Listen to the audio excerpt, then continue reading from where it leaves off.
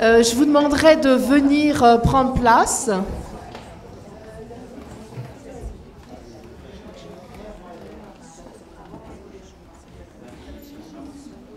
Très heureuse d'être ici ce soir.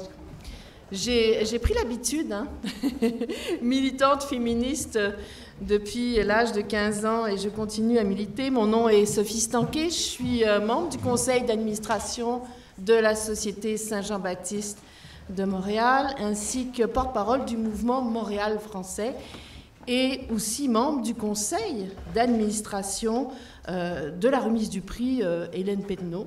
Alors, mesdames, messieurs, je suis très heureuse de vous voir en grand nombre. C'est une soirée importante, il y a encore beaucoup de travail à faire au niveau des femmes en politique, au niveau des femmes tout court. Aujourd'hui, je regardais dans le monde diplomatique, ça fait un petit peu prétentieux, mais les chiffres sont toujours exacts, et on disait que 50 millions de jeunes filles pourraient ne pas avoir un mariage précoce dans le monde si elles allaient davantage à l'école. Donc l'éducation, toujours, c'est très important. On a beaucoup de batailles à faire. On a des batailles ici qu'on a réussi à avoir, mais il en reste beaucoup.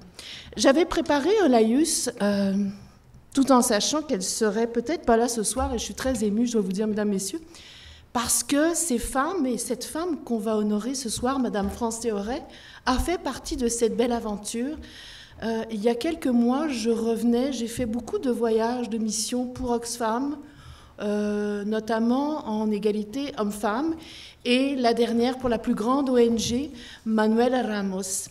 Et en revenant de mon taxi, il y avait cette espèce de, même si on n'est pas politique ici à la Société Saint-Jean-Baptiste, il y avait cette espèce de guerre médiatique envers une femme que je trouve extraordinaire, qui se bat, qui a été une chef, et on peut compter sur une main, les femmes québécoises en politique qui ont été élues et réussies à ce titre.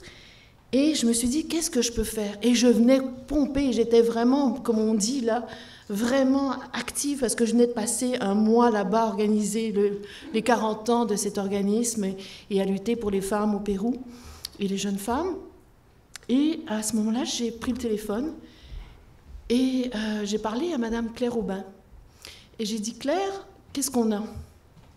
On a notre talent, on a notre plume, on a notre militantisme, et qu'est-ce qu'on pourrait faire pour écrire pour cette femme qui nous représente toutes?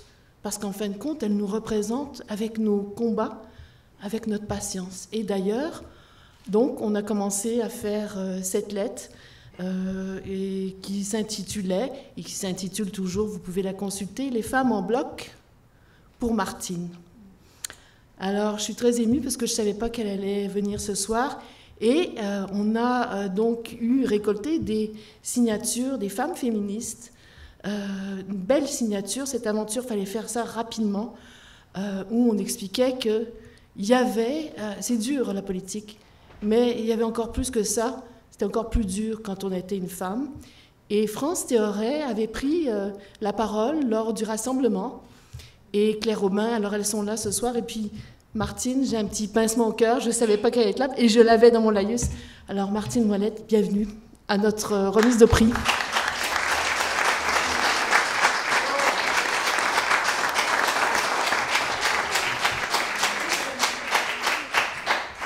Et je voulais te dire merci au nom de toutes les femmes, et aussi de continuer ce beau combat que tu as pour notre pays, parce qu'ici, la Société Saint-Jean-Baptiste, c'est pour la langue française et pour notre indépendance. Et ce n'est pas un rêve.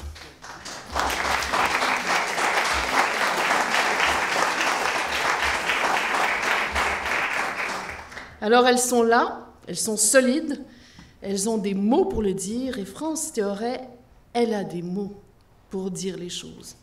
Et je vous dirai, mesdames, messieurs, qu'on va apprendre un peu plus sur sa biographie tout à l'heure, parce que Claire Aubin va nous dresser un portrait de sa carrière, qui n'est pas terminée, car elle a encore plein de projets. Et je dois aussi, avant de passer la parole à notre président, vous parler de notre conseil d'administration. Alors, comment on fait? C'est pas facile. Là, je vous ai parlé un petit peu de politique, mais normalement, on ne parle pas de politique dans notre fameux conseil d'administration sur la remise du prix Hélène Penneau. Nous sommes des femmes, toutes issues de différents milieux, mais toutes des féministes, toutes des indépendantistes avant tout. Alors, il y a Claire Aubin qui vient tout juste de se joindre à notre conseil d'administration, Nicole Boilly, Ginette Drouin, Anne-Michel Meggs, France Langlais, qui est la présidente, et je suis membre de ce conseil d'administration.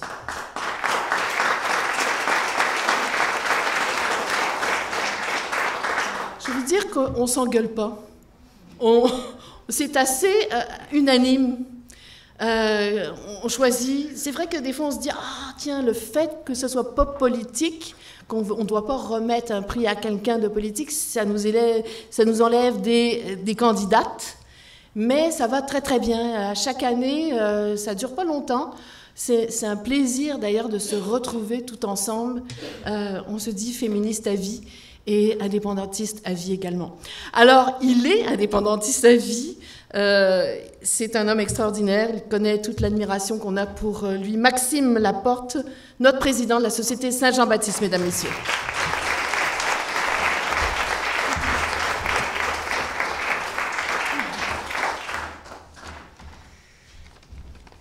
Ah ben c'est beau de vous voir ici rassemblés. Vraiment, je vous salue, je vous souhaite la bienvenue. Madame l'ex-députée de Vachon, merci d'être là. Mesdames aussi, les anciennes récipiendaires du prix Hélène Penneau, dont Madame Aubin, et distingués invités, chers amis, Madame Théorin. Alors, bienvenue encore une fois, merci d'être là. Ce soir, la Société Saint-Jean-Baptiste de Montréal décerne pour la 4e fois son grand prix Hélène Penneau, qu'on a créé en 2015 à l'occasion du 75e anniversaire du droit de vote des femmes. Et ça faisait un bon bout de temps qu'on espérait la création d'une telle distinction. Parmi tous nos grands prix, le prix Hélène Penneau, eh bien, c'est le premier à porter le nom d'une femme. Et quelle femme? Hélène Penneau. Et le premier aussi à être entièrement dédié aux femmes et à la cause des femmes. Je tiens d'emblée à souligner, évidemment, le travail extraordinaire du comité, entièrement féminin lui aussi, qui a été mis sur pied pour sélectionner notre récipiendaire, et particulièrement sa présidente, France Langlais, qui a été notre vice-présidente générale à la Société, qui est notre secrétaire générale, extraordinaire. Elle a accompli un travail extraordinaire, formidable. Merci, France. Vous savez, longtemps, la Société a été vue, non sans raison, comme une institution très patriarcale qui laissait peu de place aux femmes. Et d'ailleurs, jusqu'ici, une seule femme, Nicole Boudreau, a accédé à la présidence générale de notre organisation. Au même titre qu'une seule femme, par exemple, dans notre histoire, a accédé à la tête du gouvernement québécois, comme on le sait. Encore en 2018, et malgré certains progrès remarquables, comme récemment, l'atteinte de la parité ou presque dans les candidatures des principaux partis politiques aux dernières élections, malgré ces progrès, évidemment qu'il reste du travail à faire pour que les femmes prennent part à la vie publique et politique au Québec, sachant que trop peu de femmes accèdent aux véritables fonctions de pouvoir. Bon, bien sûr, historiquement, la Société Saint-Jean-Baptiste n'a pas fait exception dans ce domaine, quoiqu'elle s'est montrée remarquablement audacieuse à certains moments en ce qui a trait à la cause des femmes. La Société, et tout particulièrement ses membres féminines, par exemple, ont joué un rôle important, crucial, dans les débuts du mouvement féministe québécois, avec la fondation en 1907 de la Fédération nationale Saint-Jean-Baptiste, dont la figure la plus marquante fut sans doute Marie Lacoste-Gérin-Lajoie, cette grande femme de notre histoire qui s'est battue avec passion pour l'avancement des droits, des intérêts des femmes et notamment pour la reconnaissance du droit de suffrage féminin. Par ailleurs, la Société a pris des positions progressistes en ce qui a trait au combat pour le droit des femmes, par exemple, à disposer librement de leur corps, de leur personne, et pour la reconnaissance, évidemment, de l'égalité homme-femme en tout domaine. Et nous veillons nous-mêmes à montrer l'exemple, alors que, par exemple, la moitié de nos employés à la Société sont des femmes. Pour ce qui est du comité de la Fête nationale, présidé par Louise Arel, elle aussi une grande féministe, eh bien, la permanence est féminine à 100%. Et enfin, évidemment, la Société peut compter, je le dis en toute humilité, sur un président général, lui aussi pro-féministe, et entre autres, grâce à une première dame, disons, qui l'éclaire et le conseille brillamment en ce sens.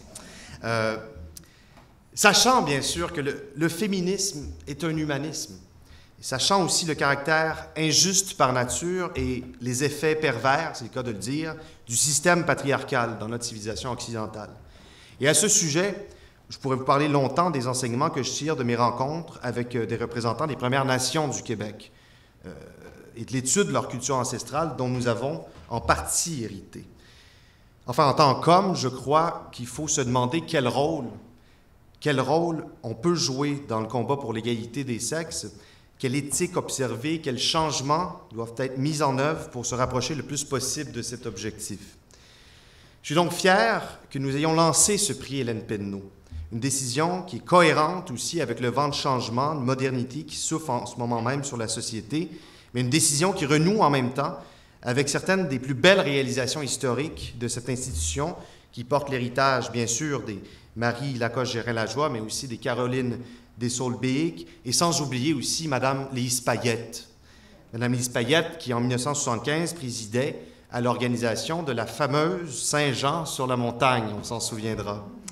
Et ce soir, je pense que l'occasion se prête parfaitement d'ailleurs pour avoir à l'esprit la contribution extraordinaire de Mme Payette, qui nous a quittés évidemment le 6 septembre dernier, à la cause féministe et plus largement à la cause québécoise. Une véritable pionnière, figure incontournable du monde politique, journalistique, culturel. Mme Payette a été un phare pour tant de Québécoises, mais aussi tant de Québécois. Et son bilan époustouflant en termes de réalisations concrètes, structurantes. Ce bilan a su l'élever, elle aussi, au rang de libératrice de peuple, aux côtés des René Lévesque, des Jacques Parizeau, etc. Je tiens aussi à rendre hommage à Hélène Penneau, dont nous soulignons le 10e anniversaire déjà de son décès, elle qui nous a quittés trop tôt, elle dont l'intelligence, la fougue émancipatrice, le sens de la justice sociale, la créativité, je crois, nous manquent énormément en ces temps plutôt difficiles pour le Québec moderne. Encore une fois, je remercie les proches d'Hélène Penneau de nous avoir permis de prêter son nom à ce prix. On voulait que cette récompense incarne l'esprit d'Hélène et les combats qu'elle a menés pour le bien commun. Il s'agit donc pour nous, en remettant ce prix, d'honorer sur une base régulière une Québécoise qui s'est distinguée dans le combat pour l'avancement de la cause des femmes au sein de la société civile, en s'investissant dans différents domaines d'action progressiste. Notre lauréate de ce soir, puisque c'est pour elle que nous sommes rassemblés ici ce soir, eh bien, elle est une personne pour qui j'éprouve un énorme respect, une personne admirable, qui sait labourer la lumière à même sa plume et sa parole d'écrivaine. Poète, essayiste, dramaturge et romancière, plus que méritoire, l'auteur de Huis clos entre jeunes filles, un chef-d'œuvre, est aussi une professeure accomplie et une militante inspirante. Son sens aigu du combat citoyen, son sens aigu aussi du style, de la justesse, de la justice, mais surtout de la liberté, font d'elle une inspiration non seulement pour tous les jeunes artistes de la plume, mais pour quiconque aspire à rendre le peuple meilleur, à rendre le monde meilleur. Et dans un hommage qui lui a été rendu dans la presse au mois de mars dernier, le journaliste Mario Cloutier écrit qu'en pensant à France Théoret, eh bien, la figure mythique de Minerve apparaît soudain à l'esprit, cette divinité casquée qui se bat pour l'art, la pensée et l'évolution de la société. Alors, c'est une remarque intéressante en ce qui nous concerne, sachant que Minerve, évidemment, a toujours constitué une figure emblématique pour ce mouvement, comme en témoigne le titre du quotidien que dirigeait Ludger Duvernay, La Minerve, et qui fut non seulement le journal des Patriotes, mais aussi une revue littéraire, culturelle et intellectuelle. France Théoret appartient à cette catégorie de citoyens capables de fabriquer de l'extraordinaire dans ce monde en perte de repères, qui de manière inquiétante, souvent semble bâiller devant son destin. Esprit libre, femme de conviction, grande progressiste et féministe, elle témoigne avec intelligence et sensibilité de ce que le Québec a de meilleur. Son œuvre, riche et percutante, nous mène vers plus de solidarité, plus d'humanité. Et parce qu'elle excelle dans toutes les dimensions de son travail, France Théoret aurait très bien pu recevoir plusieurs autres prix ce soir, comme le prix de littérature Ludger Duvernay. Ce sera sans doute pour une prochaine fois. Mais comme on doit se limiter à un seul prix par personne à la fois, Eh bien, le jury du prix Hélène Penneau, évidemment, qui est imprégné de la mémoire de celle qui lui a donné son nom, a voulu souligner cette fois l'aptitude extraordinaire de France Théoret à porter les aspirations des femmes québécoises et à veiller à l'avancement de leur combat qui est notre combat à tous et toutes. Alors, et pour cela, et plus encore, au nom de la Société Saint-Jean-Baptiste de Montréal, Madame France Théoret, je vous félicite. Et je pense qu'on a une belle soirée en perspective. Merci beaucoup. Merci beaucoup.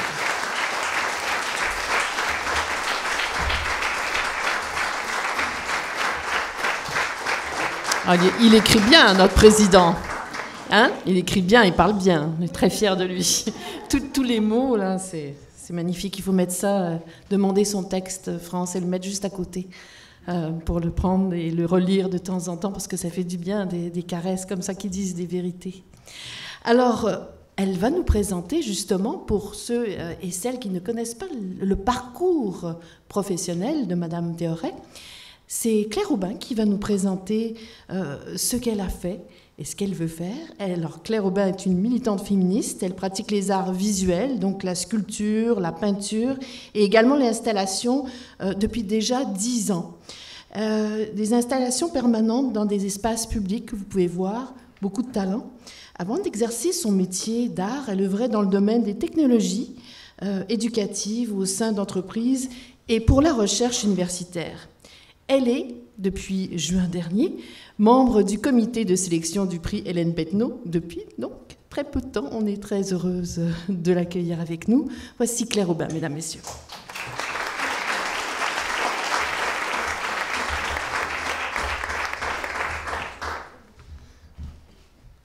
C'est vraiment une présentation de France Théoret que je vais vous faire, qui est des plus formelles, après l'éloge de M. Laporte. Alors, je vais répéter que France Théoret est poète, romancière et essayiste. Elle détient une maîtrise en art de l'Université de Montréal et un doctorat en études françaises de l'Université de Sherbrooke.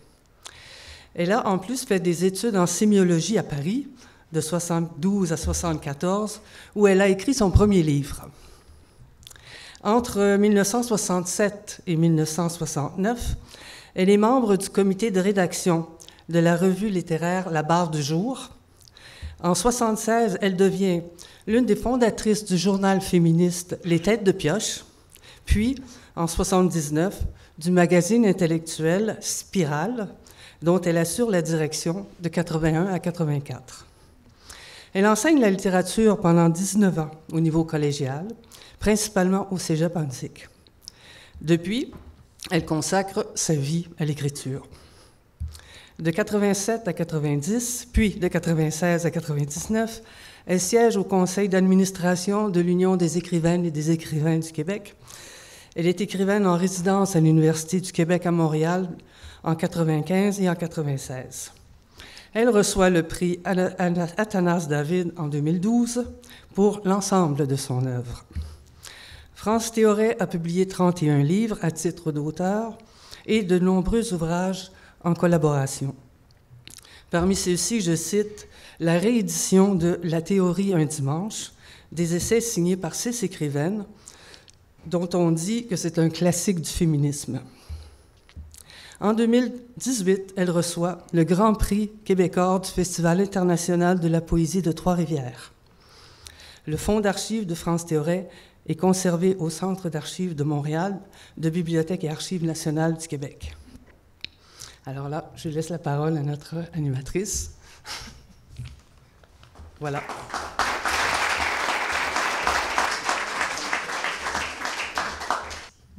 Alors voilà, le temps est arrivé.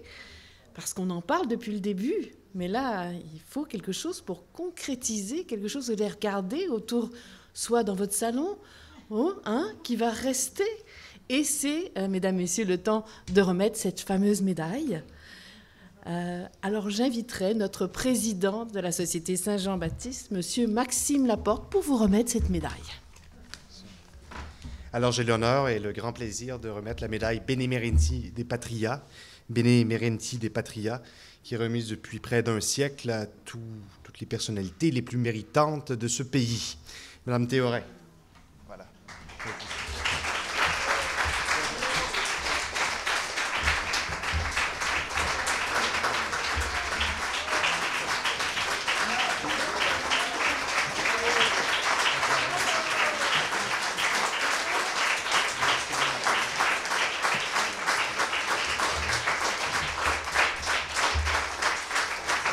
Et je crois que le temps est venu pour vous céder la parole. C'est à vous de parler d'amour, chère Madame Théoret.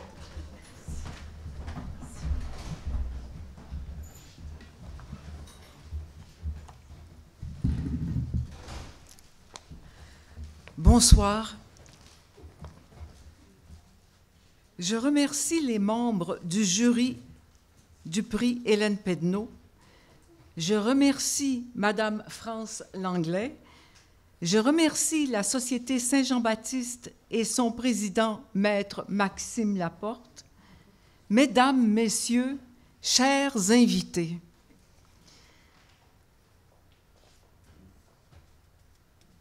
Hélène Pedneau était une écrivaine singulière et une grande communicatrice. Je suis heureuse et sensible à l'honneur de recevoir le prix Hélène Pedneau parce que, comme elle, je n'ai jamais cessé d'écrire. Ainsi, Hélène Pedneau, femme de pensée et d'engagement, a été une écrivaine.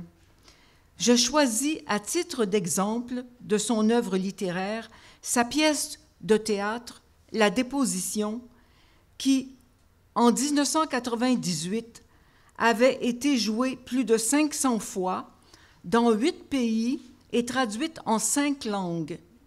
Cela dit, en notre époque qui aime les chiffres et les gagnants. La Déposition raconte l'interrogatoire d'une femme de 35 ans par un inspecteur de police. Léna est accusée d'avoir tué sa mère. Son mobile, elle était inaccessible, elle voulait jamais qu'on la touche. Je l'ai tuée à cause de ça. Ceci est à la fois la vérité et le mensonge. La pièce se poursuit, l'énigme du crime est dévoilée, un beau texte dramatique. Je suis indépendantiste et féministe depuis longtemps et je n'ai pas changé d'idée ni d'orientation. Devenue indépendantiste, attestée par ma carte du RIN en 1964, je le suis encore. J'avais étudié notre histoire. Je m'intéressais à la gauche politique quand je me suis retrouvée dans une réunion du Rassemblement pour l'indépendance nationale en mai 1964. J'y ai vu André Ferretti qui a pris la parole. Féministe, je l'étais par des choix de vie. De Simone de Beauvoir, je connaissais ses affirmations sur l'autonomie économique des femmes. La politique du mâle de Kate Millett, paru en français en 1971, un livre d'une révolution copernicienne pour les femmes, m'a apporté la matière d'une pensée. En un instant. Je suis allée à des dizaines de manifestations de rue. Je suis une féministe de rue, anonyme, qui puise sa pensée dans la dynamique du mouvement. Les marches, les slogans, les voix fortes et très fortes, la solidarité, la sororité. Au Québec, les manifestations sont au superlatif des couleurs, de l'originalité, de l'inventivité. Je n'ai jamais pris la parole devant une foule. Je ne suis pas une femme de discours. L'écriture est mon domaine. Je reconnais, à cette étape de ma vie, que mes engagements politiques indépendantistes et féministes ont été concomitants à mes débuts dans l'écriture. Écrivaine et québécoise, j'ai désiré m'inscrire dans l'histoire littéraire du Québec que j'avais étudiée, dont j'avais lu de nombreuses œuvres. Les grandes revendications féministes des années 1970 ont porté sur le corps, sur les lois, ont mené à des changements ou à des bouleversements sociaux et politiques. J'ai saisi globalement qu'il y avait une dimension littéraire et artistique à la révolution des femmes. j'ai puisé à même les discours ce qu'il y avait de poétique. Le commencement de l'écriture des femmes tenait de la poésie. La poésie portait une attention particulière à la langue, la faisait vivre. Se rappeler les audaces, la naissance de la féminisation et les débats. En littérature, j'ai défini l'écriture au féminin pour le magazine Spirale et pour le programme d'enseignement au niveau collégial. Du théâtre, des journaux, des numéros de revues, la nouvelle barre du jour, à titre d'exemple, signée entièrement par des femmes, sur des thèmes choisis et explorés par elles. En parallèle au militantisme et à l'action, l'écriture littéraire et essayistique participait de l'émergence des femmes comme collectivité. Il y a des moments de grande envergure dans l'histoire du Québec, des temps de rupture et de recommencement. De même, il existe des œuvres représentatives. Le Guélion de Louki Bersianic est un roman de rupture et de recommencement, une œuvre marquante par cela même. La semaine dernière, j'étais à Trois-Rivières. J'ai vu sur un mur l'extrait d'un poème de Louki Bersianic. Je cite « Touchez-moi, vous me mettrez au monde ». La citation porte en écho la pièce de théâtre d'Hélène Pedneau. Des littéraires ont écrit au singulier et au pluriel. J'ai écrit depuis Blodéméré en 1977 sur les violences envers les femmes. Je les ai nommées, dénoncées en tant que poète, romancière et essayiste. À la fin des années 1980, il existait un double état du mouvement des femmes, une réussite dont les acquis sont fragiles, comme nous l'avons toujours dit, et un essoufflement, d'où la nécessité d'un nouvel essor, d'un ressourcement pour aller plus loin. L'écriture des femmes est un moment marquant de la littérature. Je changeais, les domaines politiques, sociologiques, anthropologiques sont devenus prioritaires. J'écrivais différemment tout en étant la même. Ce fut un long travail de la pensée, l'acquisition d'une nouvelle maîtrise. Il n'y a rien de naturel dans le langage. Je l'ai déjà écrit. J'exerçais un art en apparence plus simple, plus limpide, dont l'esthétique est multiple. J'ai recommencé, pour ainsi dire. Je connaissais de mieux en mieux ma réalité pour la rendre dans ses dimensions sociologiques et anthropologiques. Les écrivaines s'autorisent de plusieurs formes, de plusieurs styles, au cours d'une même histoire d'écrire. Les avancées des femmes nécessitent qu'on les nomme et qu'on les définisse continuellement dans la littérature. Des littéraires, femmes d'écriture par choix et par détermination, ont beaucoup fait en regard de l'avancée du féminisme. C'est à l'honneur du jury du prix Hélène Pedneau de le reconnaître. Des féministes de différents domaines des arts, tout comme des littéraires, sont aussi actives pour faire naître une société égalitaire et habitable pour toutes les femmes. Merci.